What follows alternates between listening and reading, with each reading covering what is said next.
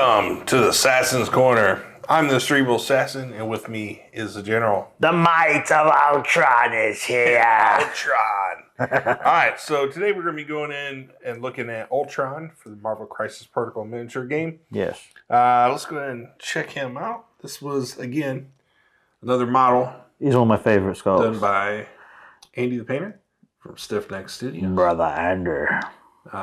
Just an awesome model. Kind of a pain about to put together with, all his leg parts. That was kind of annoying. I thought you said you loved it. I thought you said you had a great time. Yeah. Right. But it wasn't bad. It wasn't bad. I just think that maybe some of the pieces should be connected together instead of apart. Yeah, I would guess, and this is only a guess, there's nothing official.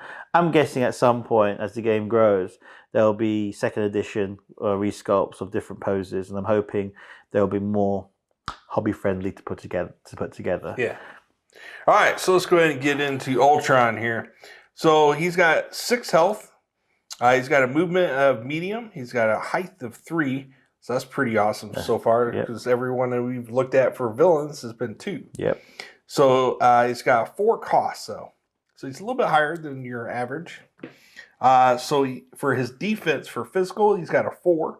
For his energy defense, he's got a 3. And for his mystical defense, he's got 4 attack. Which is huge. 4-3-4 is huge. Yep. He's one of the only villains, actually, that has, except for Dr. Octopus, who's got 4-3-4. So he's very high in defense. Yep. All right, so let's go ahead and get into his first ability, which is Strike.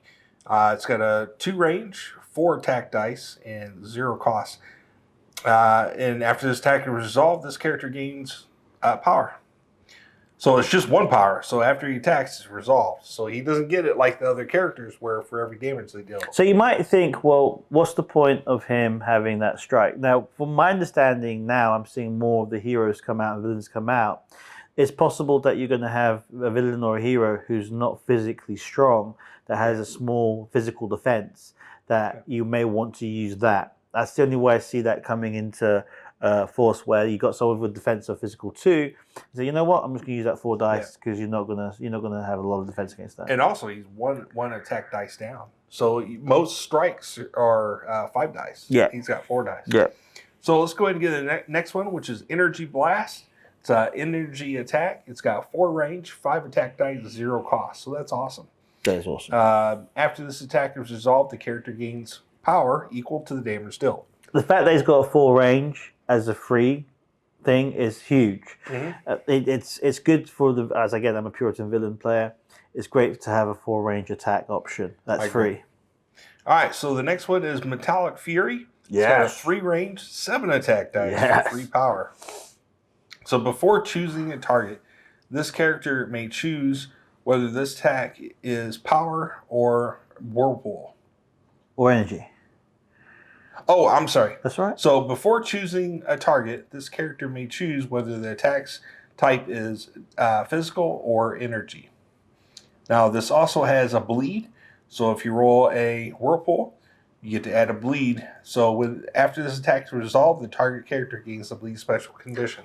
I like this because I believe they put this rule in so you can decide, well, if so-and-so hero or villain has a defense of 2 physical, well, I'm going to make it a physical attack. If so-and-so, which there are quite a few people who have got a physical, an energy defense of 2, like the Hulk. Mm-hmm. I'm going to, with the Hulk, do energy, boom. I've just hit you hard, basically. So, and the bleed thing, again, that extra damage or forcing a player to lose an action to not take a point of damage is huge. All right, so let's go into his inactive ability. Yeah. Analyze and Annihilate. Yeah. During the next attack, this character makes his turn. When resolving crit results, roll an additional die for each crit in the opposing defense roll. That's pretty cool. 2 costs. I've used that, and it actually does help because if the opponent comes up with these criticals, which allow them to roll an additional dice in the defense, you get to also roll a dice to combat that. It's one of the tricky ones to use, but if you time it well, it can be quite potent. Yep. So we got Kinetic Field Generator. This is his active ability. Choose an interactive terrain feature of size 3 or less within 3 range and throw it medium. This superpower can only be used once per turn, and it's got 3 power. Pretty decent. Pretty decent. All right, so he's got 2 passive abilities. One is All Will Be Metal. When defending against mystical attacks, count each whirlpool result in the defense roll as 2 successes. That's huge. That's huge. Yep. So against like Doctor Strange, against the Asgardians, who I believe, don't quote me on this, use a lot of mystic abilities. Against MODOK's mystic abilities. Not too sure. I haven't really seen much of the. Well, we don't know, but we're guessing here. But if any of the new heroes come out and some of them are predominantly hit via mystic power, that really makes it awesome because it's passive. It costs nothing. So a whirlpool always counts as 2 successes, which is huge. Yeah. Huge, especially when he gets 4 dice against mystic. Right. So that makes him not invulnerable, but he's pretty damn hard. Yeah, as of right now, that passive ability really doesn't do much. No, because MODOK's the only one that really can do mystical. Exactly. And so his next passive ability is Flight, Immunity to Bleed and Poison. Which is, again, that's kind of big because there are a lot of characters that do bleed right now. Yep. And Flight just makes them ignore all the restrictions of the terrain movement. So we'll turn him over. But I wanted to. He's actually one of, in my opinion, one of the all-round greats in the game for villains. Okay. All right. So it looks like his health. Yeah. So his health is the same. No, his health goes down by 1. Oh yeah, went down by 1, didn't it? Yeah. All right. So we got 1 less health. Still medium range. 3 and 4. 4, 3, 4. Everything's still the same. And it looks like all the abilities are the same. Yeah. Now here's where he gets sick. If you're smart and you're able to accrue 7 power, and you go over 7 power, and you time, it's all about timing, guys. And he's on this card, so he's about to die, and you've got over 7 power. When he dies, there is a tactics card that costs 7 power that brings him back to life, and he starts like this again. So that's just wrong, because technically he's only an 11 wound character, because 6 and 5.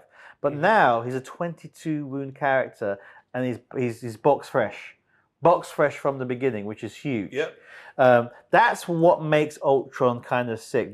So if you're using Ultron, I would suggest as a tactic always nearly take that card, because that is a huge game changer.